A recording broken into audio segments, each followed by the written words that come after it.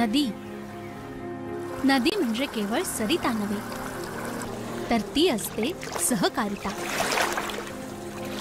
आपल्या पाण्याच्या प्रत्येक थेंबा थेंबातून मायेची बरसात करणारी.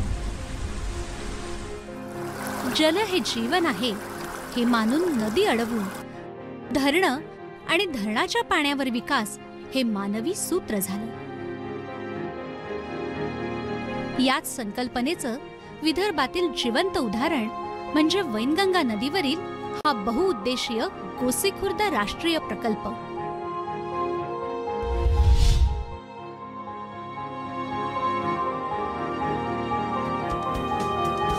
भंडारा जिल्ह्याच्या पवनी तालुक्यातील गोसीखुर्द गावाजवळ उभारण्यात आलेल्या या प्रकल्पानं दिलंय बळ आणि ऊर्जा इथल्या जनसामान्यांना. विदर्भ पाटबंधारे विकास महामंडळानं उभारलेल्या या प्रकल्पानं पाण्यासाठी आसुसलेल्या बळीराजा आणि त्याच्या शेत जमिनींना आनंदानं भिजवण्याची किमया केली आहे.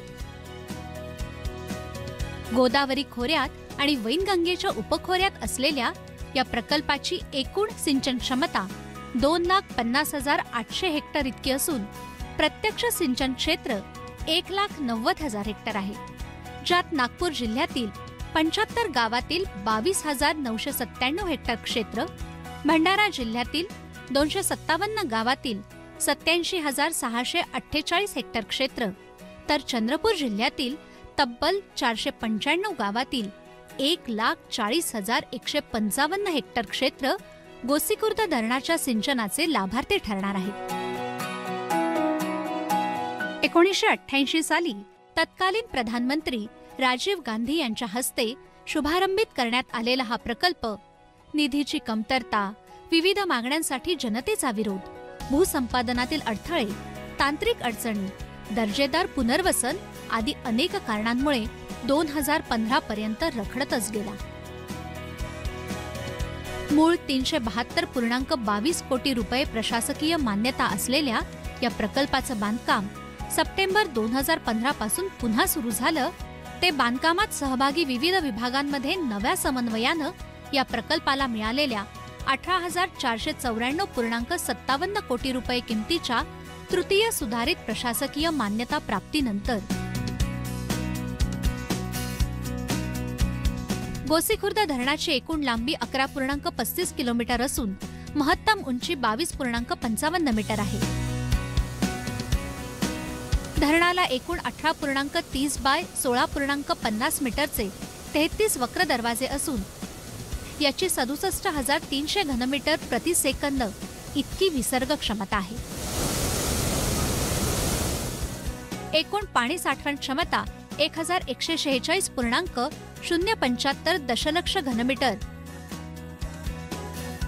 तर एकूण पाणी वापर 1,540.177 दशलक्ष घनमीटर इतका आहे. सद्यस्थितीत 940 दशलक्ष घनमीटर एकूण पाणीसाठा निर्माण झाला आहे. सिंचनाव्यतिरिक्त राष्ट्रीय औष्णिक विद्युत मंडळाच्या मौदा इथल्या प्रकल्पाला 100 दशलक्ष घनमीटर, तर भंडारा आयुधी निर्माण कारखान्याला 23.690 दशलक्ष घनमीटर पाणी पुरवठा करून औद्योगिकीकरणाला चालना दिली जाते. सिंचन, पाणी पुरवठा आणि औद्योगिक वापराबरोबरच जलविद्युत प्रकल्प ही गोसीखुर्द धरणाची मोठी उपलब्धता आहे. धरणाच्या सांडव्याजवळ 24 मेगावॅट क्षमतेचा जलविद्युत प्रकल्प कार्यान्वित झालाय, तर उजव्या कालव्याच्या शीर्ष नियंत्रकाजवळ 2.5 मेगावॅट क्षमतेचा जलविद्युत प्रकल्प कार्यान्वित झालाय. भूसंपादन जवळपास पूर्ण झालंय, तर पुनर्वसनाचं काम वेगानं पूर्णत्वाकडे आहे. बाधित 85 गावठाणांकरिता 64 ठिकाणी पर्यायी दर्जेदार गावठाणं वसवण्यात आली आहेत. यात 57 गावठाणांमध्ये सर्व नागरी सुविधा पूर्ण करण्यात आल्या असून 49 गावठाणं पूर्ण स्थलांतरितही झाली आहेत. प्रकल्पाचा उजवा मुख्य कालवा हा 99 किलोमीटर लांब असून याची सिंचन क्षमता 71,810 हेक्टर आहे, तर डावा मुख्य कालवा हा 22.93 किलोमीटर असून याची सिंचन क्षमता 31,576 हेक्टर इतकी आहे. मूळतः सिंचन हा उद्देश असलेल्या गोसीखुर्द धरणातून मिळणाऱ्या पाण्याचा थेंबन थेंब शेतकऱ्यांनी पाण्याचा अपव्यय न करता सुव्यवस्थितपणे वापरून आपला कृषी विकास घडवावा, यासाठी शेतकऱ्यांना प्रशिक्षित करून पाण्याचा जास्तीत जास्त उपयोग शिकवण्यासाठी त्यांचे गट करून त्यांना पाणी वापर संस्थांमध्ये परावर्तित करण्यात आलं.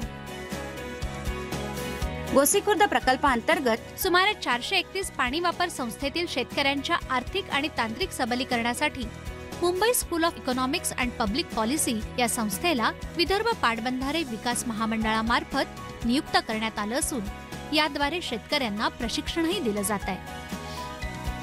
धरणाचं पाणी वापरणारे शेतकरी तेच, फक्त पाणी उपयोगाचं योग्य नियोजन करण्यासाठी त्यांच्या पाणी वापर संस्था बनवून सुसूत्रता आणण्यासाठी मुंबई स्कूल ऑफ इकॉनॉमिक्सची ही शक्कल इथे पूर्णतः यशस्वी ठरतेय.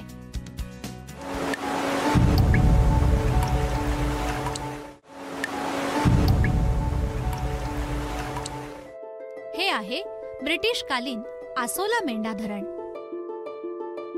चंद्रपूर जिल्ह्याचं एक वैशिष्ट्य.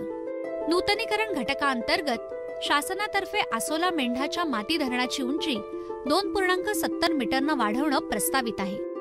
गोसीखुर्द उजव्या कालव्याच्या 90 किलोमीटरमधून 1.52 किलोमीटर लांबीच्या पूरक कालव्याद्वारे 199.518 दशलक्ष घनमीटर पाणी आसोला मेंढ्यात सोडून धरणाचा साठा वाढविला जाणार आहे. आसोला मेंढा धरणाची एकूण सिंचन क्षमता 54,879 हेक्टर असून सद्यस्थितीत या मातीच्या धरणातून 24,350 हेक्टर क्षेत्रावर प्रत्यक्ष सिंचन करण्यात येत आहे. गोसीखुर्दच्या उजव्या तीरावर आंभोरा आणि मोखाबर्डी उपसा सिंचन योजना कार्यान्वित झाल्या आहेत, तर डाव्या तीरावर टेकेपार आणि नेरला उपसा सिंचन योजना कार्यान्वित झाल्या आहेत. या सर्वातून एकूण 15,913 हेक्टर क्षेत्रावर प्रत्यक्ष सिंचन करण्यात येत आहे. गोसीखुर्द धरणाच्या डाव्या कालव्यावर गोसीखुर्द आणि आकोट या उपसा सिंचन योजना, तर उजव्या कालव्यावर पौदी, शेळी, शिवनळा या उपसा सिंचन योजना आहेत. या सर्व उपसा सिंचन योजनातून एकूण 16,714 हेक्टर इतकी सिंचनाची सोय होते. प्रकल्पाची 1,058 कोटी रुपयांची विविध कामं NBCC मार्फत करण्यात येत असून यात नागरी सुविधांचे 222 कोटी रुपयांची, उजव्या कालव्याची 250 कोटी रुपयांची, नेरला उपसा सिंचन योजनेची 362 कोटी रुपयांची, मोखाबर्डी उपसा सिंचन योजनेची 205 कोटी रुपयांची आणि आकोट उपसा सिंचन योजनेची 19 कोटी रुपयांची कामे अंतर्भूत आहेत. निसर्गाचं अनमोल वरदान लाभलेल्या या भागात पर्यटन विकासातून क्षेत्राच्या विकासाला नवरूप देण्यासाठी प्रयत्नरत आहे विदर्भ पाटबंधारे विकास महामंडळ. याकरता गोसीखुर्द धरणाजवळ 20 हेक्टर जमीन प्रवर्तकांकरिता उपलब्ध करून दिली आहे. केंद्र पुरस्कृत प्रधानमंत्री कृषी सिंचन योजनेतून या प्रकल्पाला पूर्णत्वास नेण्यास मोठं बळ मिळालं आहे. मिळालेल्या पाण्याचा विना अपव्यय योग्य वापर जास्तीत जास्त शेतकऱ्यांना करता यावा, यासाठी विदर्भ पाटबंधारे विकास महामंडळानं बंद नलिका वितरण प्रणालीद्वारे दूरवर पाणी पोहोचवण्यासाठी आता सुरुवात केली असून ही बंद नलिका वितरण प्रणाली इथल्या शेतकऱ्यांसाठी वरदान ठरते आहे. विदर्भ पाटबंधारे विकास महामंडळानं पाईप डिस्ट्रीब्युशन नेटवर्क अर्थात बंद नलिका वितरण प्रणाली 80% कार्यान्वित करण्याच्या कामाचा धडाका लावला आणि आसोला मेंढा धरणाच्या पुढे या प्रणालीतून पाण्याची उपलब्धता थेट शेतकऱ्यांच्या बांधावर देत अधिकाधिक उपयुक्तता आणली. लवकरच गोसीखुर्द धरणातून बहुतांश क्षेत्राला बंद नलिका वितरण प्रणालीनं पाणी पोहोचवण्याचा मानस प्रत्यक्षात येईल असा यंत्रणेचा विश्वास आहे. आज मितीला बंद नलिका वितरण प्रणालीद्वारे 97,430 हेक्टरवर पाणी पुरवठा करणे नियोजित आहे. सोबतच बळीराजालाही पाण्याच्या सुयोग्य वापरासाठी प्रोत्साहित करून सूक्ष्म सिंचनासाठी प्रवृत्त करण्यात येत आहे. पाण्याचा काटेकोर वापर करण्याच्या दृष्टीनं लाभक्षेत्र विकास कार्यक्रमांतर्गत घोडाझरी शाखा कालव्यावर 9,158 हेक्टर आणि मोखाबर्डी उपसा सिंचन योजनेअंतर्गत 11,329 हेक्टर असं एकूण 20,487 हेक्टरवर सूक्ष्म सिंचन पद्धतीद्वारे सिंचन करण्याचं प्रस्तावित आहे. डिसेंबर 2023 पर्यंत हा गोसीखुर्द प्रकल्प सर्वार्थानं पूर्णत्वास नेऊन जास्तीत जास्त क्षेत्राला पाणीदार करण्यासाठी आणि बळीराजाला समृद्ध संपन्न करण्यासाठी सातत्यानं प्रयत्नरत आहे महाराष्ट्र शासन आणि विदर्भ पाटबंधारे विकास महामंडळ. याच मालेत आणखीन एक नाव म्हणजे चंद्रपूर जिल्ह्यातील डोंगरगाव प्रकल्प. धरण म्हटलं की डोळ्यापुढे उभं राहतं ते धरणाच्या माती आणि दगडाचं भिंती सदृश्य बांधकाम. कालवे, सांडवा, कधी मोठी मोठी दारं, पूल वगैरे भरपूर जागा व्यापणारं असं हे धरण आपण नेहमीच बघतो. परंतु अनेकदा प्रत्येक ठिकाणी असं मोठं धरण उभं करणं शक्य नसतं. म्हणूनच विविध प्रकारच्या कल्पक योजनांचा वापर करत त्यात काय चांगलं ते साधून स्थानिक विकासात काय भर घालता येईल याकडे लक्ष दिलं ते महाराष्ट्र शासनाच्या पाटबंधारे विभागानं. पण म्हणतात ना, प्रत्येक गोष्टीला मर्यादा या असतातच. त्याचप्रमाणे या धरणाच्या निर्मितीतही अनेक विघ्न येतच गेली. विशेषत्वानं विदर्भात ही परिस्थिती अधिक भयावह होत गेली. धरणांची कामं रखडली आणि बळीराजाला पाण्याची उपलब्धता न झाल्यानं शेती आणि पिकांचं अतोनात नुकसान झालं. शासनानं अतिशय कल्पक योजनेची आखणी केली. जे प्रकल्प 70% जास्त बांधून पूर्ण झाले आहेत अशा प्रकल्पांना केंद्राच्या मदतीनं तातडीनं पूर्ण करून तिथल्या शेतकऱ्यांच्या जीवनात आमूलाग्र बदल घडवायचा. केंद्र सरकारनं हा प्रस्ताव मान्य केला आणि राज्य शासनाच्या प्रयत्नांना यश लाभून प्रधानमंत्री कृषी सिंचन योजना अंमलात आणली गेली. केंद्राच्या या प्रधानमंत्री कृषी सिंचन योजनेनं देशभरातील शेतकऱ्यांच्या चेहऱ्यावर हसू फुलवलं. याच योजनेअंतर्गत अपूर्ण किंवा थोडेसे अपूर्ण पाटबंधारे प्रकल्पांना पूर्ण करून या माध्यमातून अतिदुर्गम गावांना समृद्ध करण्याचा विडा उचललाय विदर्भ पाटबंधारे विकास महामंडळानं.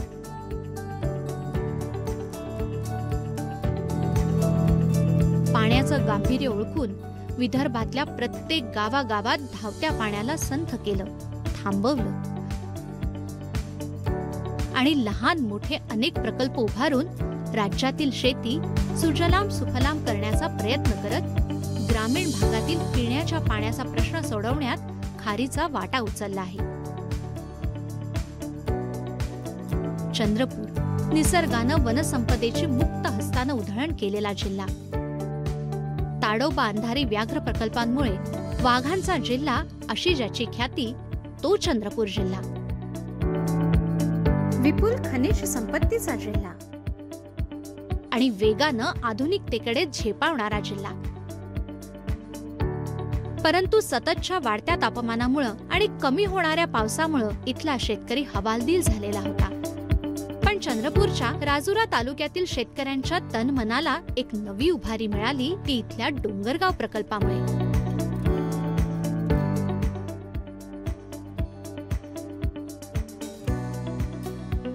वैनगंगा आणि वर्धा नदीच्या उपनद्यांनी या परिसराला पावसाळ्यात तर मुबलक पाणी मिळायचं, परंतु इथल्या कापूस, धान, सोयाबीन, गहू, तूर, मूग, उडीद अशी पिकं घेणाऱ्या शेतकऱ्यांना मात्र पावसाळ्यानंतर दुसरा पर्याय नसायचा. इथल्या शेतकऱ्यांच्या जीवनात आनंदाची उधळण करणारा हा डोंगरगाव प्रकल्प शासनानं पूर्ण करून इथल्या शेतकऱ्यांच्या प्रयत्नांना मोलाची साथ केली आहे. आमच्या ह्या डोंगरगाव मध्यम प्रकल्पामुळे कमीत कमी 7-8 गावाला याचा फायदा पाण्यामुळे होत आहे. आम्हाला भरपूर पाणी मिळतो ह्या कॅनेलचं. शेतीला भरपूर पाणी वेळेवर मिळत असल्यामुळे आमचं शेतीचं उत्पन्न वाढलेलं आहे.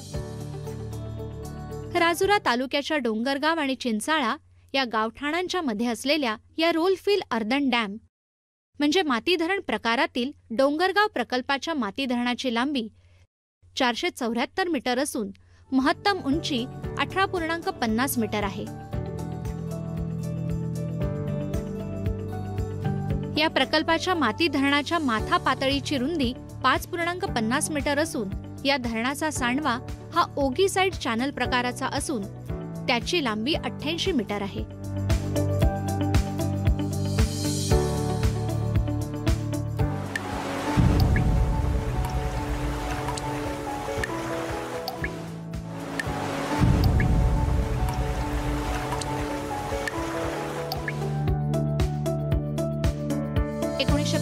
साली सुरू झालेला हा डोंगरगाव प्रकल्प 2018 मध्ये प्रधानमंत्री कृषी सिंचन योजनेअंतर्गत आल्यानंतर पूर्ण झाला.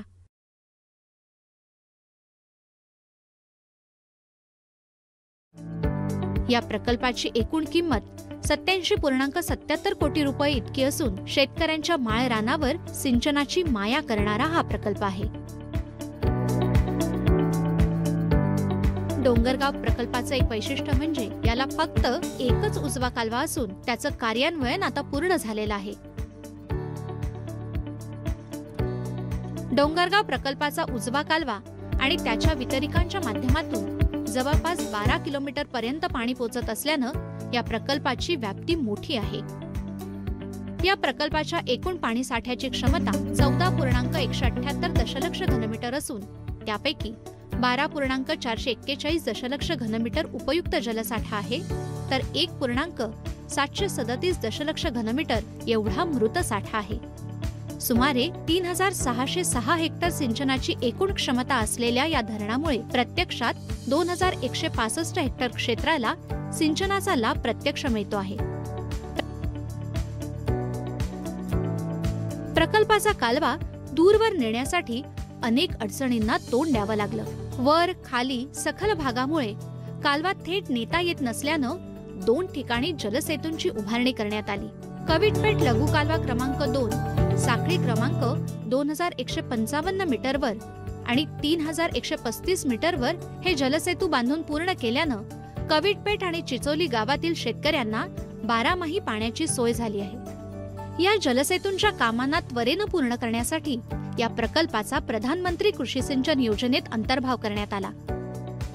आता या प्रकल्पाच्या उजव्या कालव्यातून मिळणाऱ्या पाण्यामुळे शेतकरी खरीप आणि रबी दोन्ही पिकं घेऊ शकतात. या डोंगरगाव प्रकल्पामुळे कुठलंही गावठाण बाधित झालेलं नाही. फक्त बुडीत शेत जमिनींचा सुयोग्य मोबदला शेतजमीन मालकाला अदा करण्यात आला असल्यानं या प्रकल्पाअंतर्गत कुठलीही पुनर्वसन करण्याची गरज पडली नाही.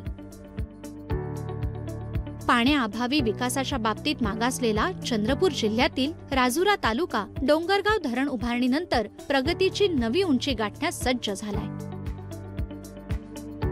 सिंचनाची सोय झाल्यानं बळीराजा सुखावलाय.